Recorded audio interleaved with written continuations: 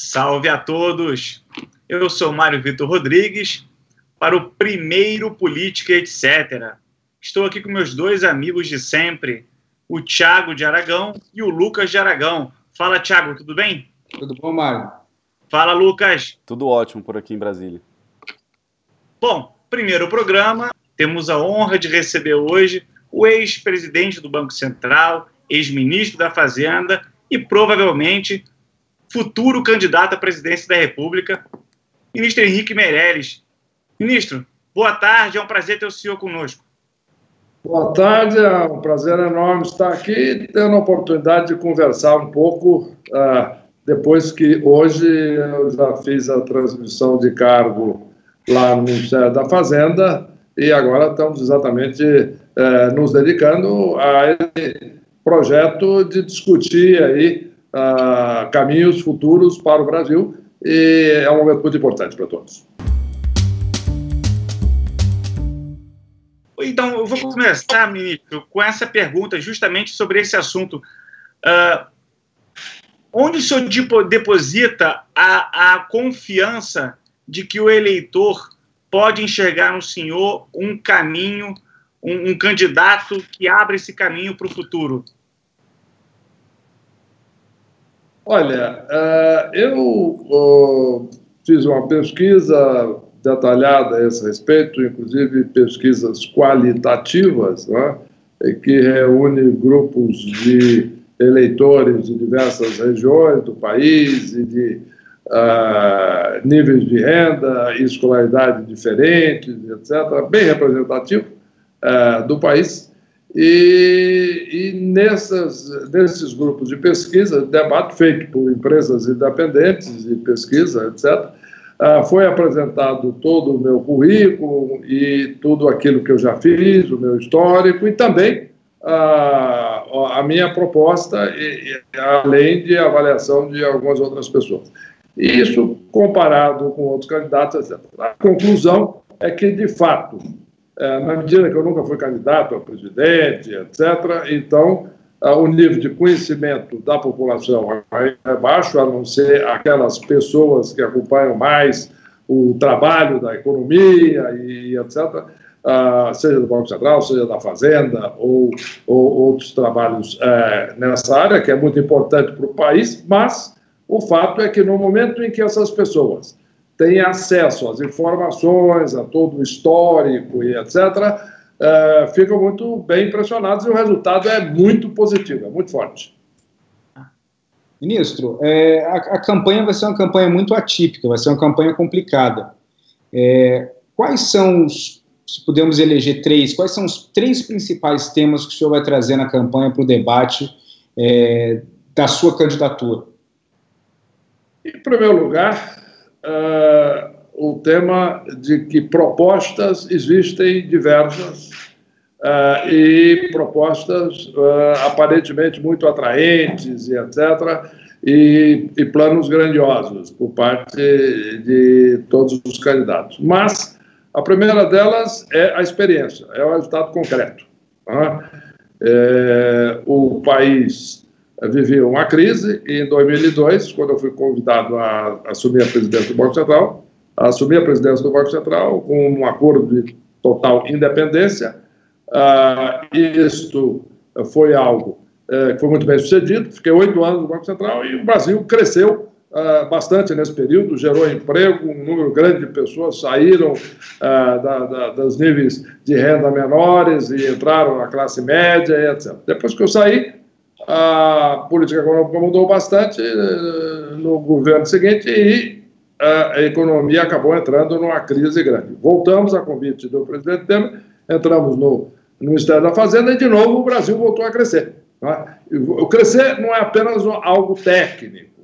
Aí tem emprego, renda da população e inflação baixa. Isso é fundamental na vida de todos. Essa é a primeira coisa. Segunda coisa, nós temos uma proposta de boa gestão pública, isto é necessário um governo que tenha arrecadação suficiente para investir em saúde, educação, segurança e programas sociais.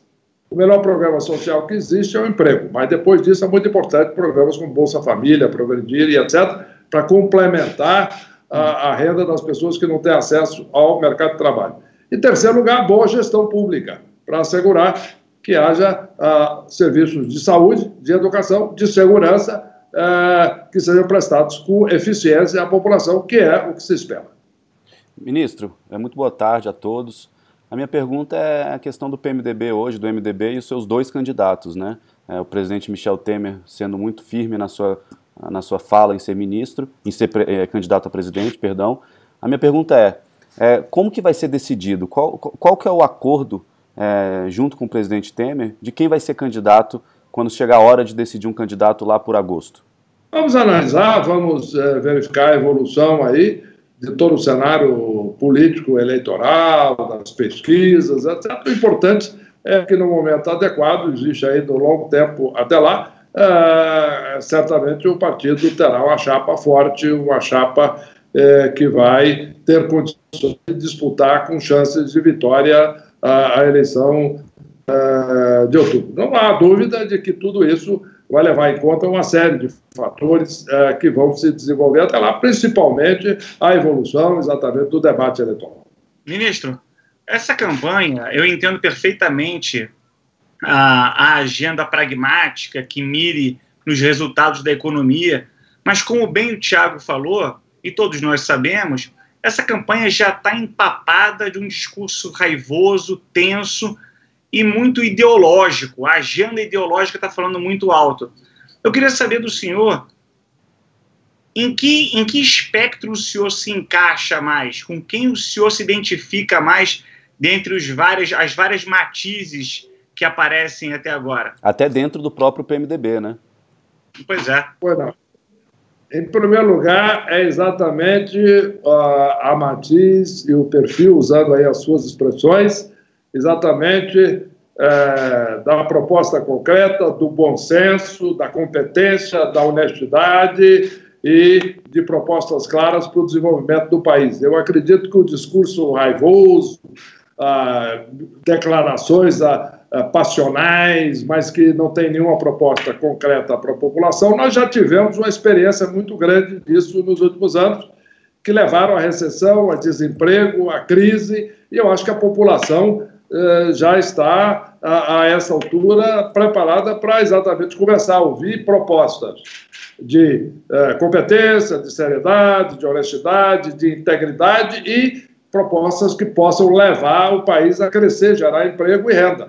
Então, note bem, não é apenas debate econômico, nós estamos falando aqui de segurança, nós estamos falando de saúde, investimentos em saúde, competência para os serviços públicos de saúde, prestar melhor atendimento à população, estamos falando de educação, né? Em resumo, estamos falando aí de tudo aquilo que atinge diretamente a população. E com o país em crise econômica, com desemprego crescendo e caos, isso aí não vai gerar nem educação competente, nem saúde, nem segurança.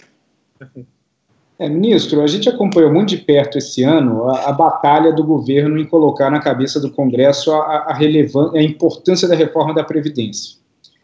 Foi uma luta que, às vezes, era pelo mérito e, às vezes, pelo timing. Vamos imaginar, eventualmente, o senhor presidente, 1º de janeiro do ano que vem. Como que vai se dar a batalha da reforma da Previdência dentro do Congresso, de um Congresso que pode não estar tão interessado? Olha, basicamente discutindo com clareza os fatos e qual é o interesse da população. Não é? Em primeiro lugar, um fato objetivo. Países que não fizeram a tempo e no momento oportuno a reforma da Previdência foram países, o exemplo disso é a Grécia, por exemplo, que tiveram crise fiscal, tiveram dificuldade para pagar as contas e, inclusive, dificuldade para pagar as aposentadorias dos já aposentados. Na Grécia, por exemplo, o governo teve que cortar, com a aprovação do Congresso, e não tinha outra solução, os valores da aposentadoria para quem já estava aposentado. Cortou uma vez, não foi suficiente, duas, cortou 14 vezes. Uma tragédia. O Brasil está longe disso. Agora, é importante, no final, colocar muito bem qual é a mensagem. A mensagem é garantir a aposentadoria de todos os brasileiros.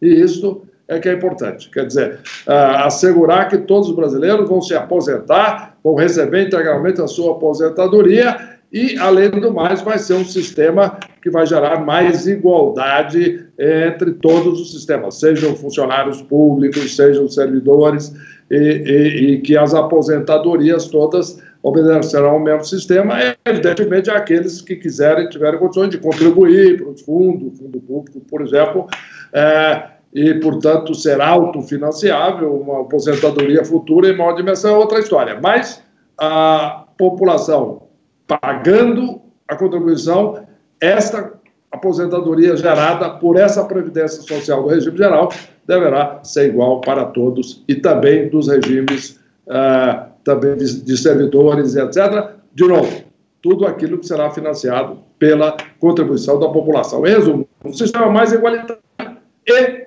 mais importante do que tudo, uma garantia para que todos possam, de fato, ter certeza que vão receber a sua aposentadoria e que os já aposentados vão continuar recebendo. Isso é muito importante.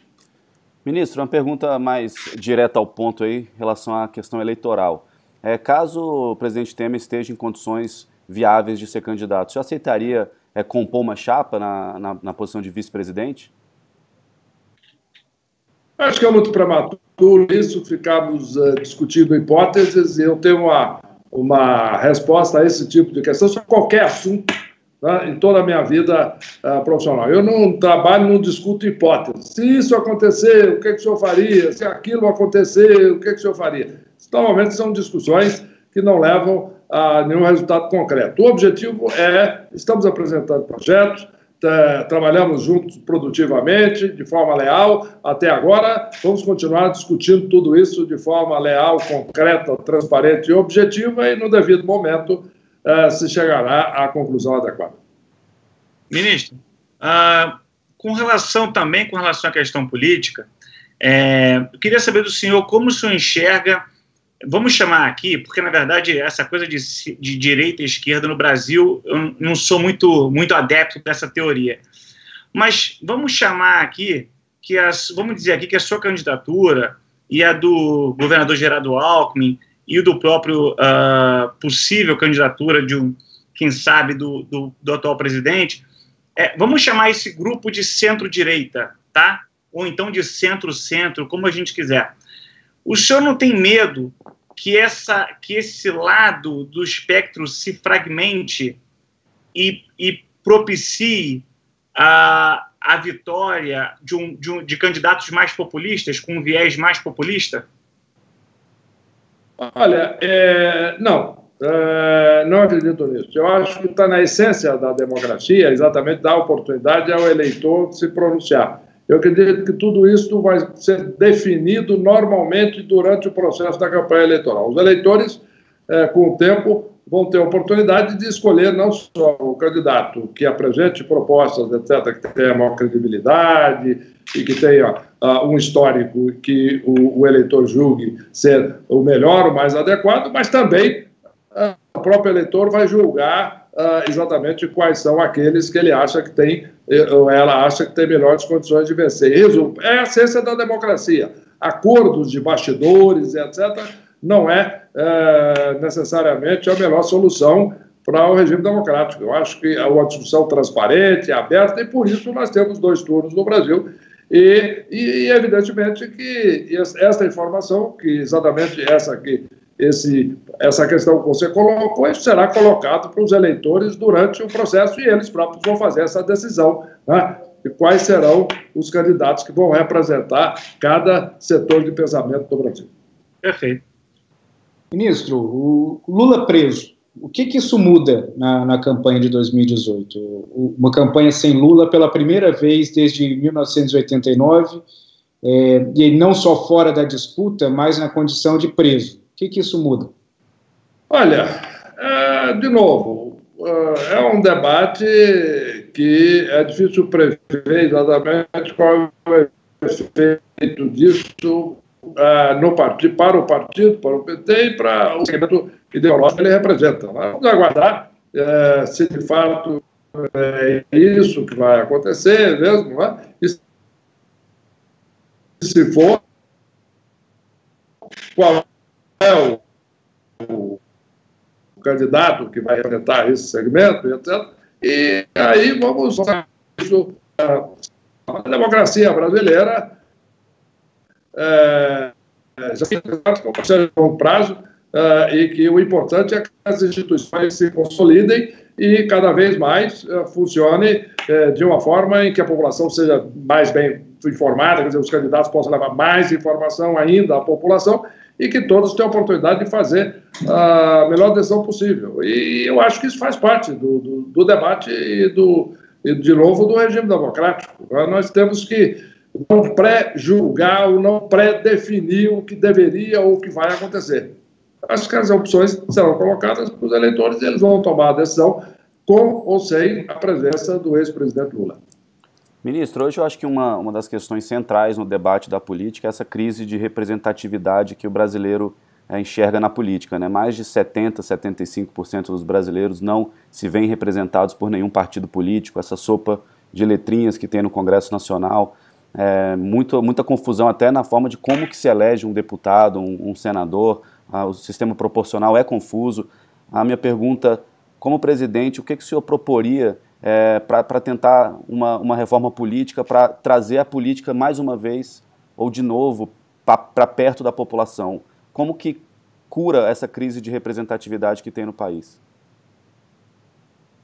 Olha, eu acredito que essa crise de representatividade, o fato de existir muitos eleitores que não estão se julgando representados, isso aí os próprios eleitores têm condições de resolver isso agora na eleição. Para presidente da República, haverá eleição para governadores, para senadores, todas são eleições majoritárias. E a população vai poder se pronunciar, escolher se algumas pessoas, ou o eleitor votou, a pessoa julgar que não está sendo bem representada, pode mudar. E a eleição existe para isso. Não é meramente um sistema que vai definir isso. Agora, entre, por exemplo, o sistema proporcional ou o sistema com vantagens e desvantagens dos dois lados, e é um debate que eu acredito que é positivo que haja no país no futuro. Mas, de novo, o sistema proporcional é um sistema consolidado e funcionou no Brasil durante muito tempo. Se há um problema da maior parte da população, num determinado momento, ter uma determinada opinião, como essa que você está mencionando, isso aí é simples, isso é resolvido pelo processo eleitoral e pela votação. O eleitor tem a oportunidade de escolher o candidato que ele quer, seja no sistema proporcional, seja no sistema distrital, para, de novo, o Congresso e as Assembleias Legislativas e Câmara de Vereadores, para o Legislativo. E para o cargo majoritário, aí, no caso, não há mudança. Em resumo, tudo isso é algo a ser decidido pela eleição. Tudo isso se resolve tendo a eleição e tendo uma eleição livre, como é o caso do Brasil, e com um debate o mais abrangente possível. Ministro, o meu amigo Lucas acaba de falar sobre um fato dado, de que a população, hoje em dia, ela não entende bem a política, não aceita, a classe política como um todo não é vista com bons olhos, mas se tem um xodó hoje nesse país, além da seleção brasileira que vai jogar a Copa do Mundo daqui a pouco, é a Lava Jato. A pergunta é, o presidente Henrique Meirelles, como que ele enxergaria, como ele enxerga, como o candidato enxerga, e como o presidente lidaria com a Operação Lava Jato? Bom, isso é muito simples, né? A Operação Lava Jato é uma operação conduzida pela Justiça, pelo sistema judiciário brasileiro, pelo Ministério Público, dentro da Constituição, dentro da lei. Alguém pode discordar da opinião de qualquer um, seja do cargo executivo, seja do legislativo, seja do judiciário, pode discordar ou não de um juiz. Um juiz pode discordar de outro, é normal isso, não é obrigado a haver unanimidade em nada. Instâncias superiores podem discordar de instâncias inferiores, é a essência do Estado de Direito, isso é normal e é positivo isso. Então, o importante é que o judiciário funcione bem, o poder legislativo e o executivo também, o judiciário, seja no aspecto estrito dos juízes e as cortes de justiça, e seja também do Ministério Público. O importante é que existe aí uma independência de poderes e o sistema funciona normalmente, não cabe aí julgamento ou opinião pessoal. É um sistema que funciona nos termos da Constituição e o importante é que as instituições funcionem bem e que estejam cada vez mais sólidas no Brasil e, na minha opinião, devemos respeitar as decisões da Justiça. Mas o senhor vê com bons olhos esse combate à corrupção, esse apoio popular, esse clamor pela Operação Lava Jato, esse incentivo? Olha, o combate à corrupção é extremamente positivo, é fundamental em qualquer país do mundo, em qualquer época. Quer dizer, a boa gestão dos recursos públicos é o fundamento da democracia. Quer dizer, para isso é que existe transparência e que existem sistemas independentes. Né? Não há dúvida.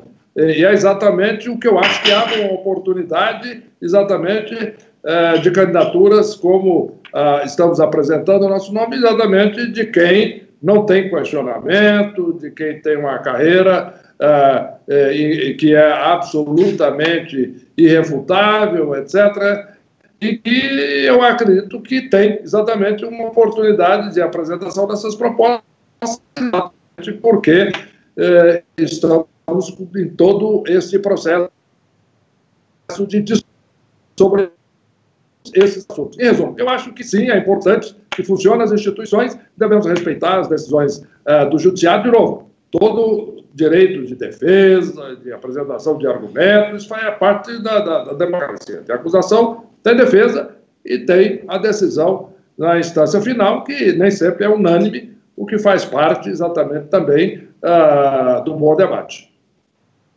Ministro, fazendo um balanço do seu período como ministro da Fazenda, qual a coisa que mais te orgulhou durante esse período das suas decisões e qual decisão que o senhor repensaria, que de repente você tentaria de uma forma diferente?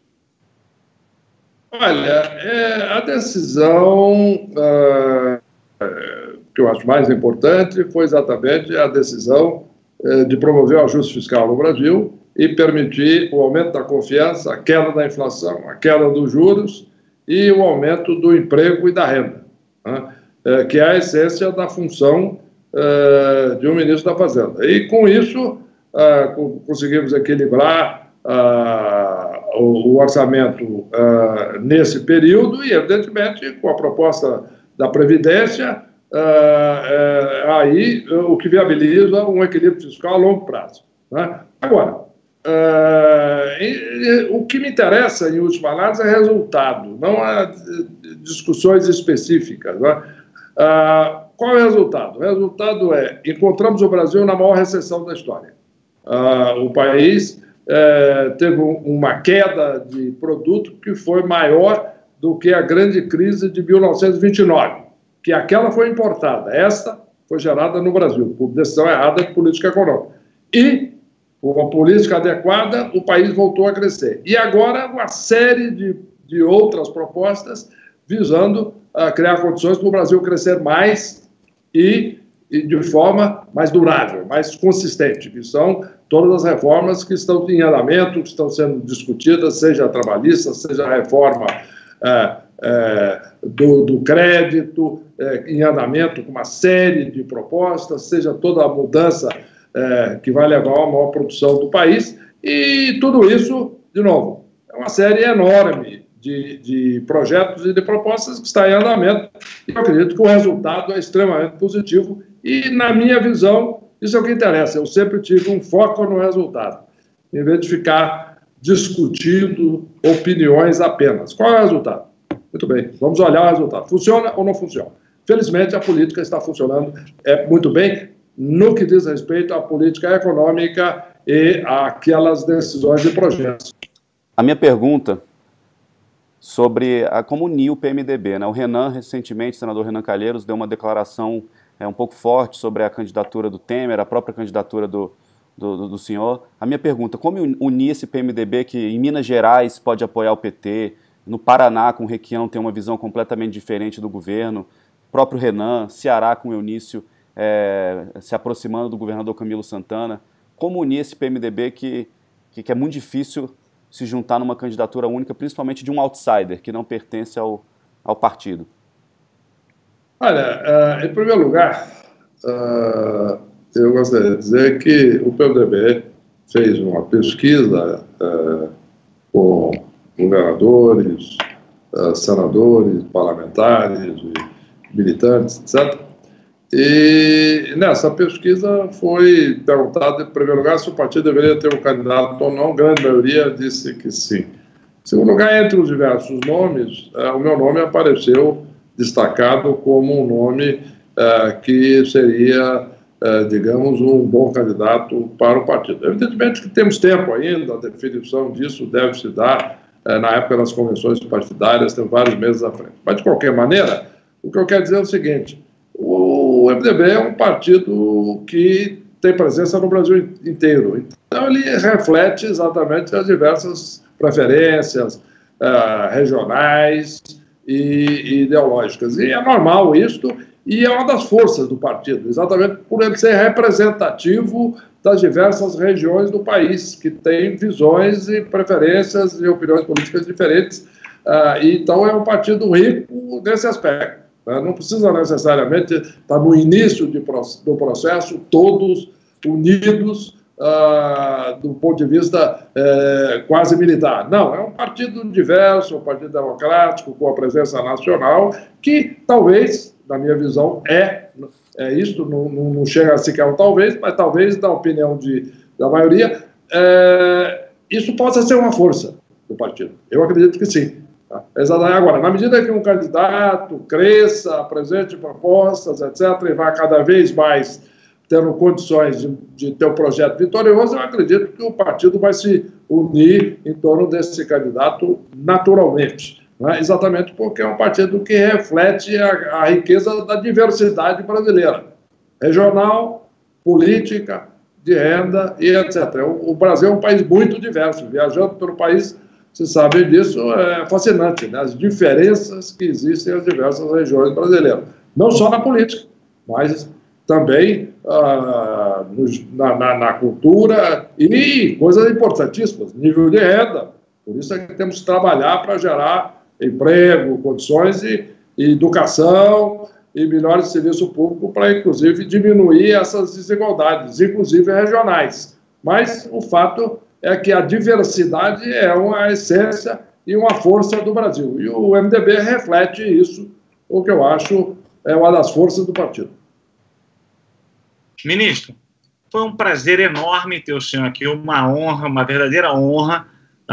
Acreditamos que o Brasil precisa de debates como esse, de candidatos que centrem em fatos concretos, em premissas importantes para a sociedade, e não nesse fla-flu que vem se arrastando aí há anos e que só atrapalha, na verdade, o país. Muito obrigado pela sua presença, obrigado por aceitar o convite, e esperamos ter o senhor novamente aqui mais para frente.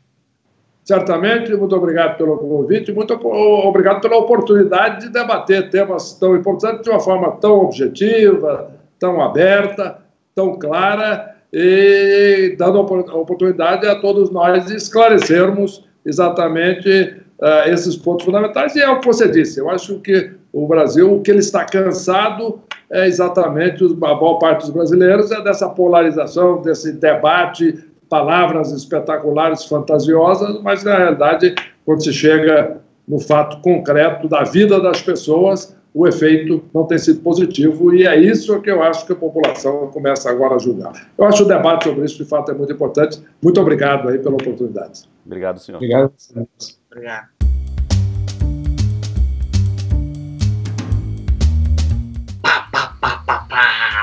Programa Etc. Falamos de política, estivemos agora com simplesmente Henrique Meirelles, e agora estou com os meus amigos só com o Lucas e com o Thiago. Vamos falar aqui de prazeres da vida.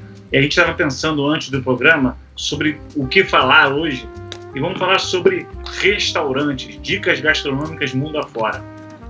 Não sei vocês, quer dizer, eu sei, mas enfim, deixa para surpresa. Eu quero falar aqui do Il Luogo di Aimo e Nadia, que é um restaurante em Milão, sim, pois é. restaurante em Milão. É daqueles negócios...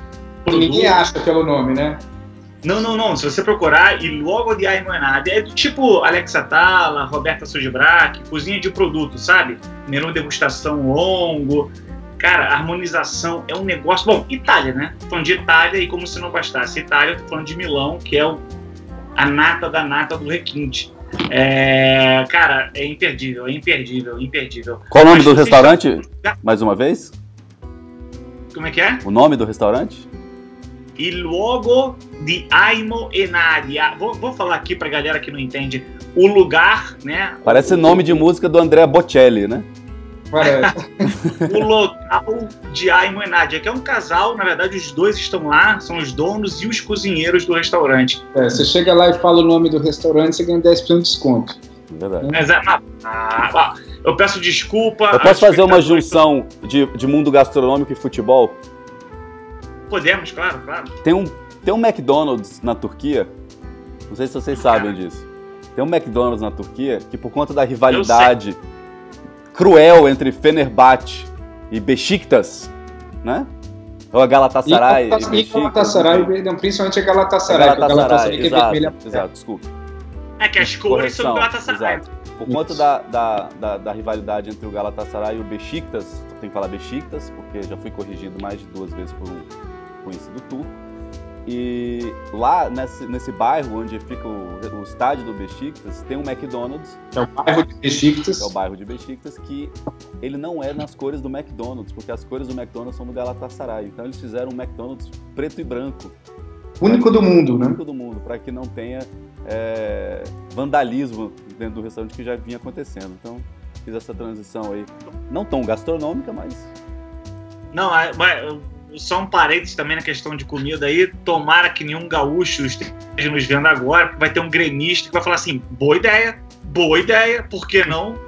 Um McDonald's azul em preto, em azul, preto e branco. Lucas, você falou mais cedo sobre um negócio onde ninguém é azul, que você foi inclusive... Lucas não, Thiago, você foi inclusive com o Lucas. Como é que é? Pois não, eu tava lembrando aqui de um jantar memorável que eu tive com meu irmão em Guangzhou, quando a gente foi no sul da China no ano passado. Mas também, nessa mesma conversa, ele me lembrou de um restaurante chamado Lost Heaven, que fica em Beijing, em Pequim, que é uma das coisas mais fantásticas do mundo. Fica um restaurante chamado Lost Heaven, para quem vai em Pequim. Do lado do Lost Heaven tem um dos únicos bares da Johnny Walker, 3 andares, de todos os drinks que você pode imaginar feito com Johnny Walker.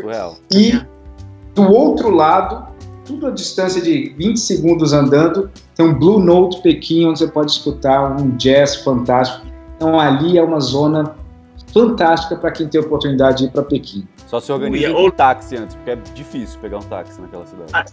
Eu não vou nem comentar nada, porque eu tava falando de um lugar na Itália e tu me vem com China como se fosse uma coisa trivial. Ô Lucas, olha só, você ficou de vir aqui para São Paulo e vamos jantar e tudo mais. Poxa, aqui em São Paulo, no Rio tem Blue Note. Aqui em São Paulo, você sabe de alguma casa de jazz, algum lugar para ouvir um jazzinho? Não? Tem o Jazz nos Fundos, que é uma casa muito legal. Fica, eu não sei onde fica, mas ele mudou de localização recentemente.